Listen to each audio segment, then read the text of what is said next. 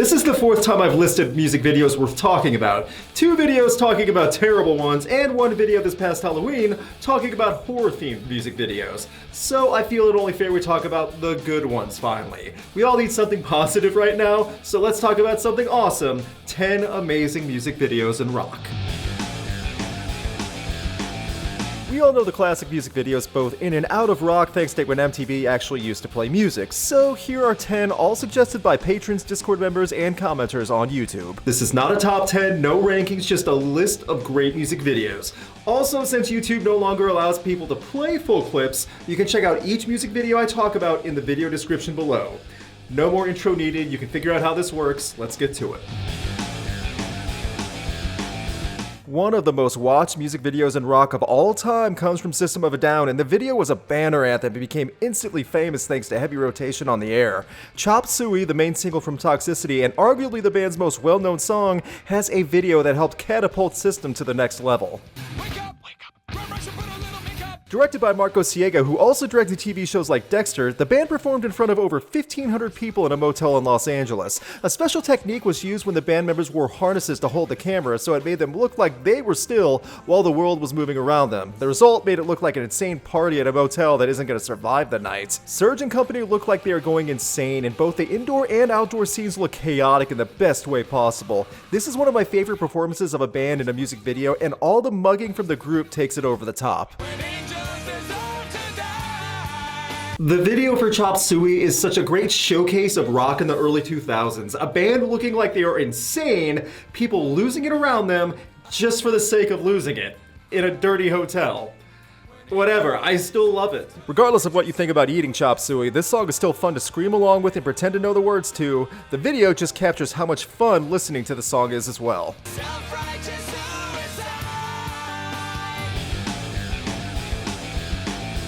The Smashing Pumpkins were the essential alternative rock band in the 90s. That term alternative has changed wildly since then, but back in the day it was Billy Corgan and company that became a household name, and this video for Tonight Tonight, off of Melancholy and the Infinite Sadness, was a big deal back then, and it still is looked at fondly now.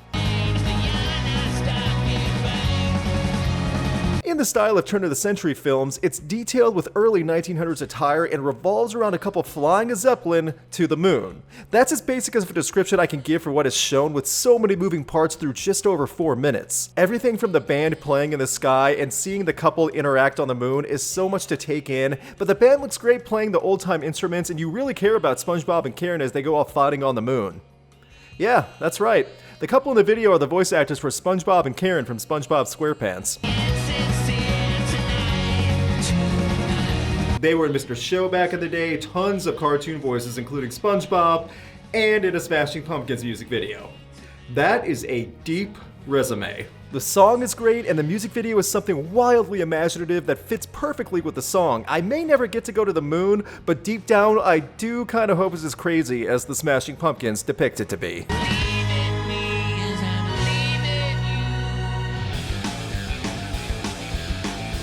A simple idea through a different lens can become a masterpiece in some ways, and Queens of the Stone Age have a music video that revels in stylized color and rendered animation. The song Go With The Flow off of 2002's Song for the Deaf took a simple idea and turned the look into something mesmerizing.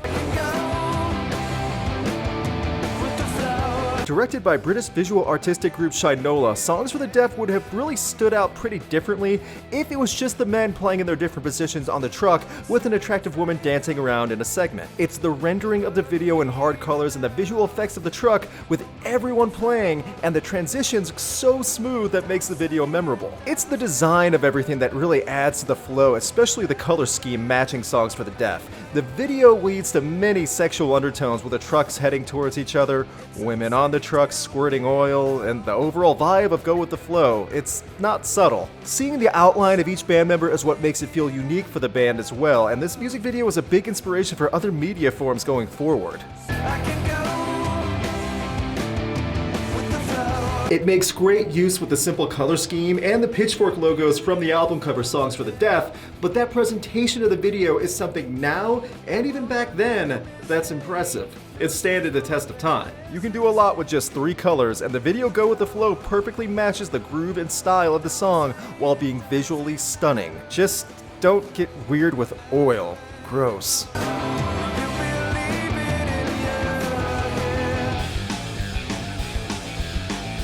For something a bit more recent, we go down under with Parkway Drive. I've always been fascinated with any video or long segment that can be done in one long shot. The video for The Void off of 2018's Reverence gives that feeling of that and houses a ton of action and dramatic effects inside what appears to be a small house.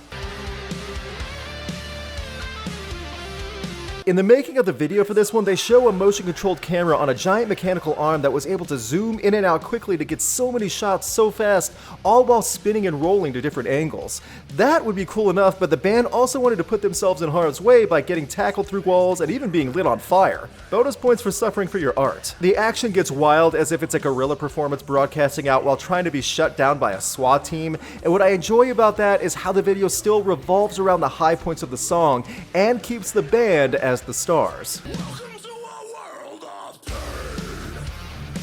It seems like a simple idea, but it took a lot of effort and proper timing to execute it all, and the end result really shows, and even a few years after it's been out, the video for The Void is still fun to watch, just to see the movement from room to room and the progression of all the action while the song plays. So long as you don't get motion sickness from all the fast movement back and forth, it's worth it to jump into The Void and watch this one. Fair warning, if you do get motion sickness easily while watching this stuff, then proceed with caution.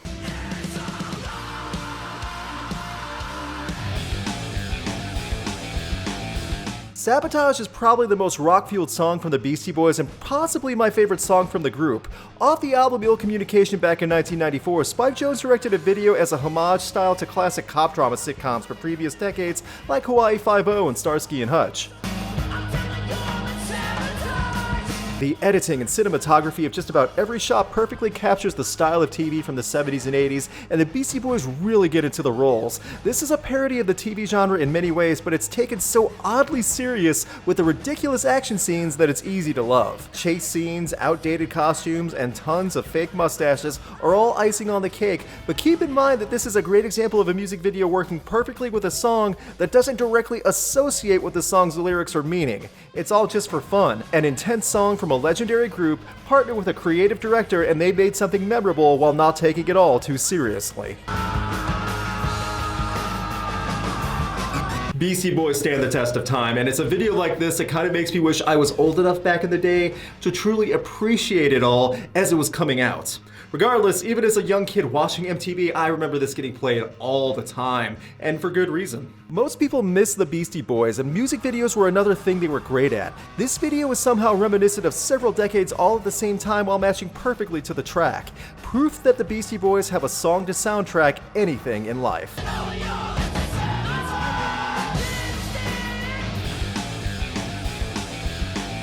In 2017, Starset came out swinging, and fans of Starset know they don't make music videos in small scale, they only know how to make large, overarching projects. Their hit Monster, which may be their most successful single off the band's sophomore album Vessels, has a video that continues Starset's narrative tying into their stories and futuristic atmosphere. The music video was hyped by teaser videos including the Static Masked Man who becomes a bit of a savior at the end. Directed by Punk City, the concept is a man not of this world walking around a city with inhabitants living in their own virtual life, while reality is quite empty and bleak. In the end, a woman has her mask off, realizes how awful things are, discovers the world is going to end, and goes off with the mysterious figure. Not only is the video tied well to the flow of the song Monster, but it's the juxtaposition of seeing someone keeled over in an alley, but in his mind, he's having the time of his life. Everyone is. The living in virtual reality theme has been made for decades, but I feel it's illustrated quite well in the Monsters music video. It has enough special effects to really stand out, and it's all relying on the failed human side of things to really highlight the presence of that staticky figure. I would also love one of those masks to wear since we all have to wear masks outside now. I just feel like that should really be it. Why not go all out with our masks if we have to wear one? Monster is a killer music video and had a ton of effort put in, as do all Starset videos. This also might be a look at our future if VR keeps improving and the world keeps descending. Let's be honest, those happy visuals and the headsets are a nice escape when reality is stagnant and stark.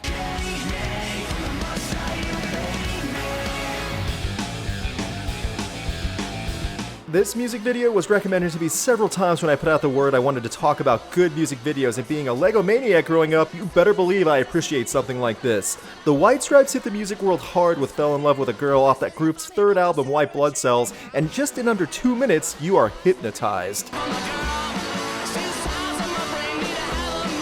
Directed by Michael Gondry, screenwriter and director of Eternal Sunshine of the Spotless Mind and many other big movies, the man spent his own cash along with the band to buy a massive amount of Lego to create all this just to get enough colors for what they needed back in the early 2000s. Stop motion is sometimes a turnoff for people as they just can't get into watching something made in frame by frame, but when done with colorful Lego that help create the motion, it somehow touches all of our nostalgia bones, and it's hard not to love what you're watching. Since it's under 2 minutes, the whole video goes by in a flash, both because the song doesn't let off the gas and because the video really does continuously make something new each frame and wildly transitions to different images from the band to spirals to everything else that it's hard to focus on because so much is happening.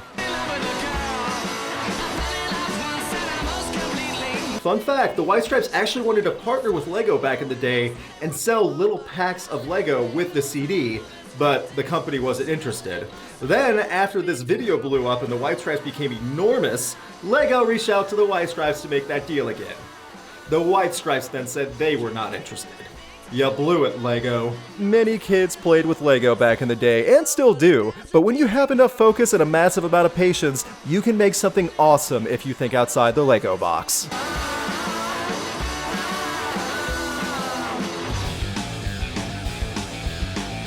For something a bit more apocalyptic to reflect on in our current time, Soundgarden worked with director Howard Greenhalgh to make one of the few music videos that Soundgarden was ever satisfied with. Coming off the classic Super Unknown, the band gave the director total license to make something, and it came out in a form of a lovely apocalypse. Over 5 minutes of shenanigans in full surreal imagery. At times it looks like an early 90s Nickelodeon sitcom with all the overly happy people in colorful and intentionally odd houses, and as things progress, the black hole sucks everything in. What's interesting about all this is that it's the members of Soundgarden who are directed and told to play as emotionless and uninspired as possible in the video. It's the band that is wanting doomsday, probably because everything in front of them is masked as wonderful when in reality it's awkward and unsettling. The video was released back in June of 1994, and after a few weeks of getting attention, they re-released it with heavier CGI and effects. I think that added to the absurdity. The best way to explain it is that it's the opposite of what George Lucas did. Soundgarden added more CGI to their work and made the video better without adding anything unnecessary. George Lucas did that, and now we're stuck with whatever that scene in Return of the Jedi is. The line, "No one sings like you anymore," will always be haunting now when thinking about Chris Cornell, but somehow, hearing it from a music video about the end of a chaotic world makes us remember about the better times when Soundgarden was still blowing us away.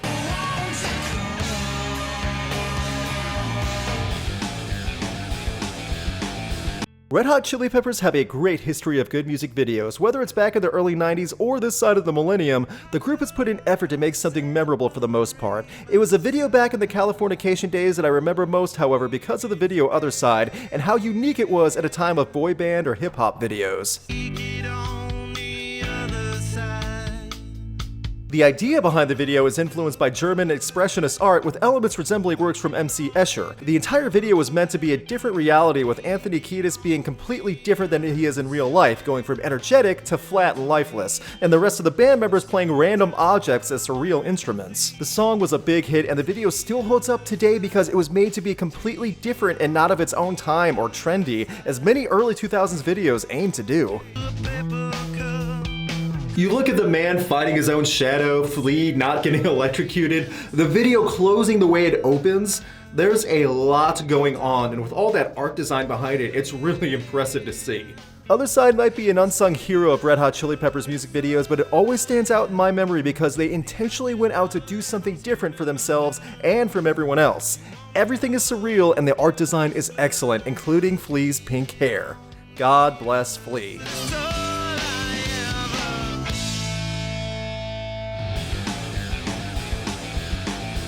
On a recent video, I ended it talking about a swing and a miss from Genesis, so I think it's only fair to point out something truly impressive the band did for one of their most well-known songs. Land of Confusion off the 1986 album Invisible Touch brought forward what some people call a nightmare, some people call crazy, and some call impressive. Everyone is correct. The idea came about after Phil Collins saw the TV show Spitting Image do a puppet caricature version of himself, and the band wanted to do an entire music video that way. Then Spitting Image's creators were commissioned to do an entire whole world project and threw in President Reagan and his wife, a monkey, Superman, and the entire band looking like obscure humans, and that's only the start of it. There is a lot going on in this video, and it's filled with surprises. It includes puppets on stage at the end depicting everyone from Michael Jackson and Prince to Madonna and Hulk Hogan. Even the Pope is playing guitar. It really is looking at a time capsule watching some of Land of Confusion and pointing out who's all in it. The song is great, the music video is fantastic too, but let's be honest, it's President Reagan who steals the show. I'm parched. That's better. Genesis won a Grammy Award for this music video, and as insane as it all looks, this video still holds up and is great to watch. Caricature Genesis, I'm sure, gave many nightmares to young children back in the 80s, but now those kids have grown up and can agree that this video is something special.